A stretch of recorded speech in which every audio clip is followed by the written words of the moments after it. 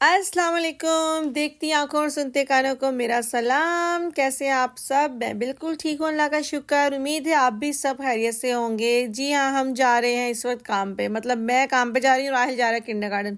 अच्छा, ये चेक करूँ ज़रा, इससे चला गया कि नहीं। नहीं, अभी तक नहीं लेके गए। ये दरअसल हमारे कूड़े के सारे डब्बे हैं जो हफ्ते में एक बार जाता है। मतलब हर जो डब्बा है वो 15 दिन बाद जाता है। तो आज इसकी बारी थी, ब्राउन की। तो ये बाहर रख दिया हम लोगों ने। अगर हम वहाँ पीछे रहने देंगे तो वो नहीं लेके जाएंगे, इसको थोड़ा सा आगे करना पड़ता है। मैंने शहरों में देखा है, वहाँ तो डब्बे लगे ही बाहर होते हैं तो वहीं से ले जाते हैं।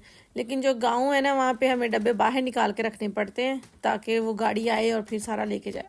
ब्राउन में जाता है सारा घास वगैरह और गार्डन का सारा और खाने पीने का एक्स्ट्रा जो हम ज़ाया कर देते हैं वो। और बाकी ग्रीन में जाता है प्लास्टिक और पेपर, और जो ब्लैक है उसमें मिक्स जाता है। चलें जी, आहिल को छोड़ना है पहले किंडरगार्टन। मेरे पास अभी टाइम है, लेकिन ये आज लेट हो गया है।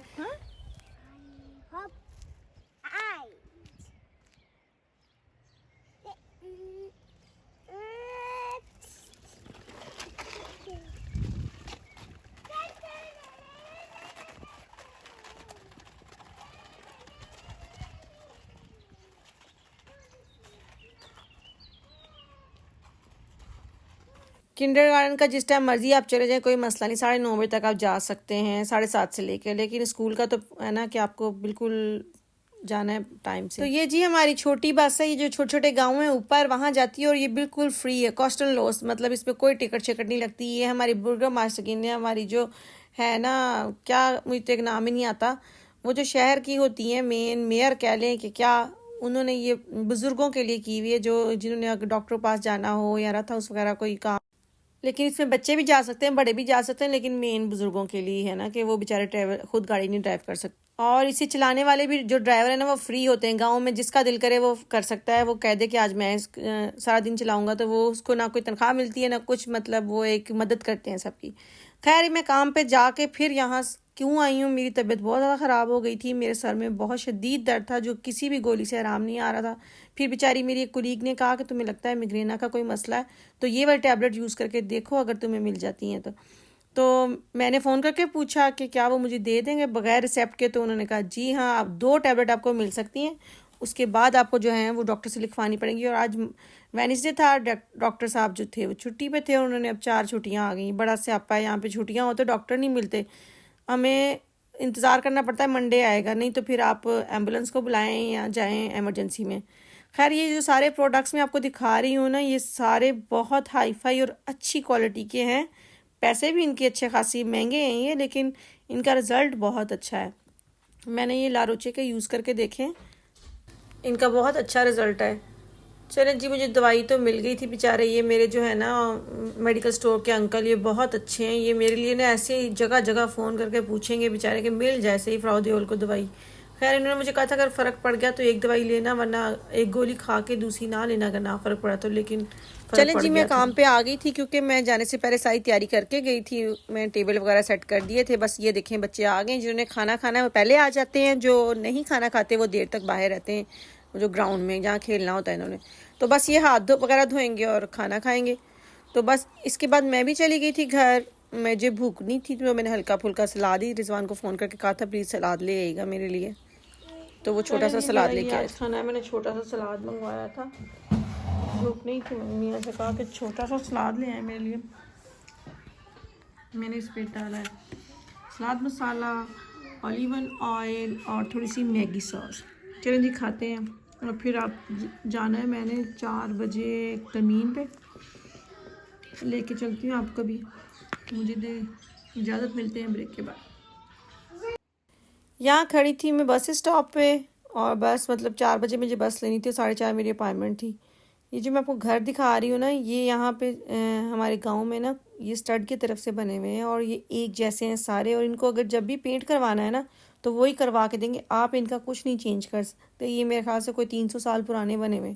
इनको रेनोवेट करना है, अंदर से करें, बाहर से ऐसे ही रहेंगे। चलें जी, मेरी बस आ गई है तो चलते हैं फिज़ियोथेरेपी के पास। फिज़ियोथेरेपी के पास क्यों जाना है ये भी आपको बताती हूँ।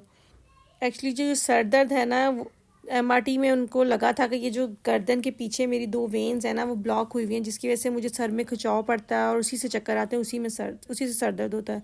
तो ये 1.5 साल हो गया। पहले भी मुझे एक बार इन्होंने कंकन जिम्नास्टिक दी थी, मसाज वगैरह जो करते हैं गर्दन की, और गर्म वार्म फ्लाशे या इस तरह की चीज़ें सेक वगैरह देते हैं, उससे बाकी फ़र्क तो पड़ता है, लेकिन वक्ती तौर पे पक्का कोई फ़र्क नहीं पड़ता। 6 महीने पहले मैंने ली थी 7-8 क्लासें, और अब ये मेरी सेकंड लास्ट है, इसके बाद एक और है।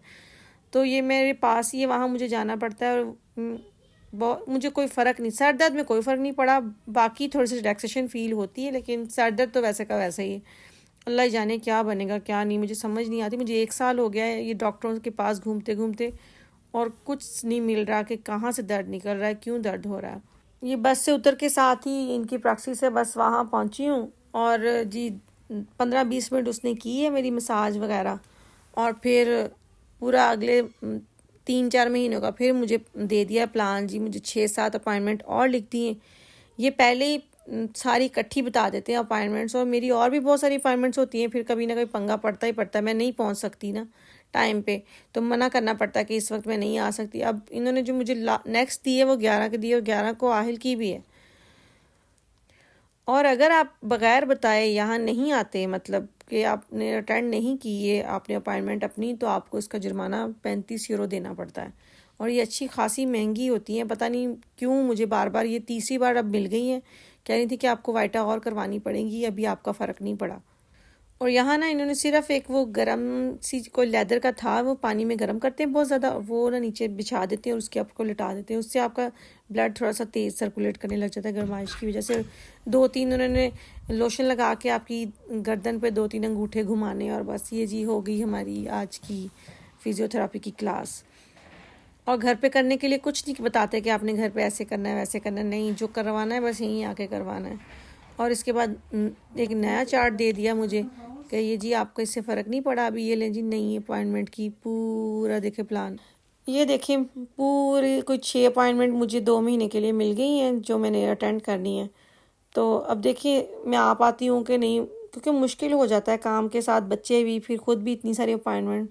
तो देखते हैं, इसके बाद मुझे पीजी पे जाना है, आगे 4 छुट्टियां आ रही हैं, समझ लें वीकेंड वाला ही हिसाब है, बहुत काम है। तो मैंने वो तो नहीं दिखाया, चले घर लेके हाँ जी चलती जी, मैं बना रही हूँ आज साग जुगाड़ वाला। ये जर्मनी वाले तो सब जानते हैं, लेकिन जो पाकिस्तान में रहते हैं ना उनको शायद नहीं पता, लेकिन इसका टेस्ट बिल्कुल सरसों के साग वाला है। मैंने पाकिस्तान में तो कभी नहीं खाया था, लेकिन जब से मैं जर्मनी आई हूँ तब से मैंने ये बनाना भी शुरू कर दिया और खाना भी। ये अल्लाह मियाँ मेरी मुमानी को जन्नत नसीब करे, ये मैंने उनके घर गया खाया था और उन्हीं के घर से रेसिपी सीखी थी। तो मेरे पास है ब्रोकली, ये है 1 किलो, लेकिन मैंने इसमें से आधा किलो डाल ली है। और ये है पालक, ये भी आधा किलो है। साथ मैंने ली है मेथी 4-5 चम्मच, और ये कुटी हुई मिर्चें और हरी मिर्चें 3-4, और 1 चम्मच जो है खाने वाला नमक का। तो ये सब हमने इकट्ठे डाल देने, और फिर उसके बाद इसको थोड़ा सा पानी डाल के बॉयल करने के लिए रख देना है। मैं आपको दिखाती हूँ। ये देखिए मैंने पालक और गोभी डाल दिया, अब इसमें मैं ये सारी चीज़ें डाल दूँगी। तो इसके बाद मैं थोड़ा सा इसमें पानी डालूँगी, 1 गिलास पानी डाल दूँ, क्योंकि फ्रीज है सारी तो इसमें से पानी निकलेगा। और जब ये बॉयल होगी तो अपना पानी भी छोड़ देती है, गोभी भी और पालक भी। तो जब तक इसका पानी खुश्क होगा तब तक इसको बॉयल करेंगे, और फिर बाकी उसके बाद इसे मशीन चलाएंगे। मैं आपको दिखाती हूँ। ये आप लोगों को लग रहा होगा कि गोभी बहुत बड़ी बड़ी है ना, ये देखें गोभी पूरा फूल ही है, लेकिन जब ये बॉयल हो जाएगी ना तो नरम हो जाएगी। इसके बाद हमने इसमें वैसे ही वो जो हैंड मिक्सर है उससे हमने मिक्स कर देनी है सारी। तो मैंने 1 कप पहले डाला है और 1 कप और डाल रही हूँ, और ये बस इसको फुल आंच पे आप रख दें, ये सारे अलग अलग होकर ये सारी बॉयल हो जाएगी। जब ये होती है मैं आपको फिर दिखाती हूँ कैसे। ये सबसे इजी है, जब मुझे कुछ समझ नहीं आता ना तो मैं फिर साग बना लेती हूँ। तो आज मुझे कोई समझ नहीं आ रही थी तो मैंने इसलिए साग बना रही, झटपट बन जाता है। बस इसको बॉयल करने के रख दो और बाद में जब मिक्स करके तड़का लगा दो। तो कसम से ये बिल्कुल टेस्ट सरसों के साग वाला, बल्कि उससे भी मज़ेदार। जो मैंने सूखी मेथी डाली है ना उसकी वजह से करारा सा बन जाता है बिल्कुल, और अगर आप इसमें मिर्चें वगैरह ज़्यादा डाल लें तो ये और करारा बन जाता है। तो बस फिर इसको यहाँ पे मिक्स करेंगे। कुछ लोग ना इसमें पालक यूज़ करते हैं, वो जो क्रीम के साथ होती है फ्रीज़, लेकिन मैं सिर्फ पत्तों वाली ही यूज़ करती हूँ। और फ्रेश, अगर आप फ्रेश इसमें ब्रोकली इस्तेमाल करते हैं, ग्रीन गोभी, तो इसका कलर भी बहुत अच्छा आता है और टेस्ट भी थोड़ा डिफरेंट हो जाता है। लेकिन मैं जब सामान इकट्ठा लाती हूँ तो फिर मैं तभी सारी फ्रीज चीज़ें ले आती हूँ, और फिर जब ना समझ आए तो बस निकाला और बना दिया। ये अब आप पे डिपेंड करता है कि आपने इसको कितना मोटा और कितना पतला रखना है। बिल्कुल पेस्ट तो ये अच्छा नहीं लगेगा, तो इसको थोड़ा सा मोटा मोटा रखें। तो बस यहाँ पे इसको बनाते हैं और फिर बाद में लगाते हैं तड़का। आज तो मैंने बहुत थोड़ा बनाया, वैसे मैं ज़्यादा बना के ना फ्रीज़ कर लेती हूँ बगैर तड़के के, फिर जब निकाला और तड़का तो तड़के में सिर्फ मैंने इसमें ऑयल के साथ डाला है मैंने ज़ीरा और अजवाइन और अदरक लहसुन का पेस्ट मैंने बना के रखा होता है, और वो जब वो थोड़ा सा ब्राउन हो जाए तो फिर इसमें डाल दें साग। और ये बहुत जल्दी ना इसके बुलबुले से, जैसे वो खीर में नहीं एंड में बनते वैसे फटने रहता, फ़ौरन से आप ढक्कन दे दें, थोड़ी देर वो खुद ही होएगा, फिर उसके बाद ठीक हो जाएगा। तो बस जब ऑयल आएगा तो आपका साग रेडी। आप जिन लोगों ने बनाया हुआ उनको तो पता है, लेकिन जिन लोगों ने नहीं बनाया वो प्लीज़ ट्राई करके देखें, बहुत मज़े का। और अभी तो चलें, जो मज़ा आना है, जो सुबह पराठों के साथ नाश्ते में मज़ा आता है ना, उसका अपना ही मज़ा है। मैं आपको सच बता रही हूँ, मेरे घर में साग आता था ना पाकिस्तान में, तो मुझे हाय अल्लाह अब साग ख़त्म ही नहीं हो। आपको पता है वहाँ 10-10 दिन साग चलाते हैं, लेकिन यहाँ मैं खुद शौक से बनाती हूँ, मुझे बहुत मज़े का लगता है और इजना भी खाती हूँ। चलें जी, मेरा साग हो गया है रेडी, प्लीज़ ट्राई करके देखिएगा, बहुत मज़े का बनता है। चलें मुझे दे इजाज़त, इंशाल्लाह आपसे अगले व्लॉग में मुलाकात होगी। अगर तो आपको मेरे व्लॉग अच्छे लगते हैं तो प्लीज़, आप लोग इतने व्यूज़ होते हैं, लाइक भी कर दिया करें और कमेंट्स भी किया करें, बताया करें कि आपको क्या अच्छा लग रहा है, क्या बुरा लग रहा है, मैं कौन सी चीज़ बनाऊँ और कौन सी ना बनाऊँ। तो अपना बहुत सारा ख्याल रखिएगा, मुझे दुआओं में याद रखिएगा। इंशाल्लाह दोबारा मुलाकात होगी। अल्लाह ताला आपकी ज़िंदगियों में आसानियाँ पैदा करे और आपको भी तौफीक दे दूसरों की ज़िंदगियों में आसानियाँ पैदा करने की। अल्लाह हाफिज़।